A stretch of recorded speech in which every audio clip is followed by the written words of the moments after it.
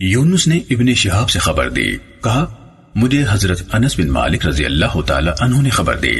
کہ ایک دن رسول اللہ صلی اللہ علیہ وسلم سورج ڈھلنے کے بعد باہر تشریف لائے اور انہیں ظہر کی نماز پڑھائی۔ جب آپ نے سلام پھیرا تو ممبر پر کھڑے ہوئے اور قیامت کا ذکر کیا اور بتایا کہ اس سے پہلے بہت بڑے بڑے امور وقوع پذیر ہوں گے۔ پھر فرمایا جو شخص ان میں سے کسی چیز کے بارے میں سوال کرنا چاہے تو سوال کر لے، اللہ کی قسم میں جب تک اس جگہ کھڑا ہوں تم مجھ سے جس چیز کے بارے میں بھی سوال کرو گے میں تمہیں اس کے بارے میں بتاؤں گا۔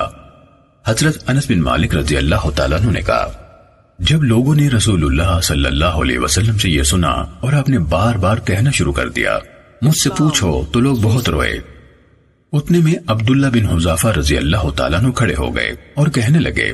اللہ کے رسول میرا باپ کون تھا؟ رسول اللہ صلی اللہ علیہ وسلم نے فرمایا تمہارا باپ حذافہ تھا۔ پھر جب رسول اللہ صلی اللہ علیہ وسلم نے زیادہ بار مجھ سے پوچھو فرمانا شروع کیا اور پتہ چل گیا کہ آپ غصے میں کہہ رہے ہیں تو حضرت عمر رضی اللہ تعالیٰ عنہ گھٹنوں کے بل بیٹھ گئے اور کہنے لگے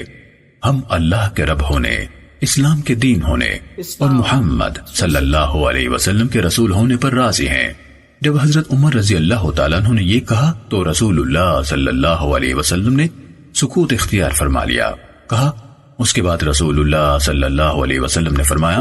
اچھا اس ذات کی قسم جس کے ہاتھ میں محمد کی جان ہے، ابھی ابھی اس دیوار کی چوڑائی کے اندر جنت اور دوزخ کو میرے سامنے پیش کیا گیا تو خیر اور شر کے بارے میں جو میں نے آج دیکھا کبھی نہیں دیکھا۔ ابن شہاب نے کہا عبید اللہ بن عبداللہ بن عتبہ نے مجھے بتایا کہ عبداللہ بن حذافہ رضی اللہ تعالیٰ عنہ کی بات سن کر ان کی والدہ نے عبداللہ بن حذافہ رضی اللہ تعالیٰ عنہ سے کہا میں نے کبھی نہیں سنا کہ کوئی بیٹا تم سے زیادہ والدین کا حق پامال کرنے والا ہو۔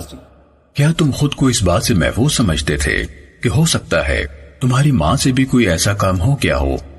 کہ جو اہل جاہلیت کی عورتوں سے ہو جاتا تھا تو تم اس طرح سوال کر کے سب لوگوں کے سامنے اپنی ماں کو رسوا کر دیتے؟ عبداللہ بن حذافہ رضی اللہ تعالیٰ عنہ نے کہا اللہ کی قسم اگر آپ صلی اللہ علیہ وسلم میرا نسب کسی حبشی غلام سے بھی ملا دیتے تو میں اسی کی ولدیت اختیار کر لیتا۔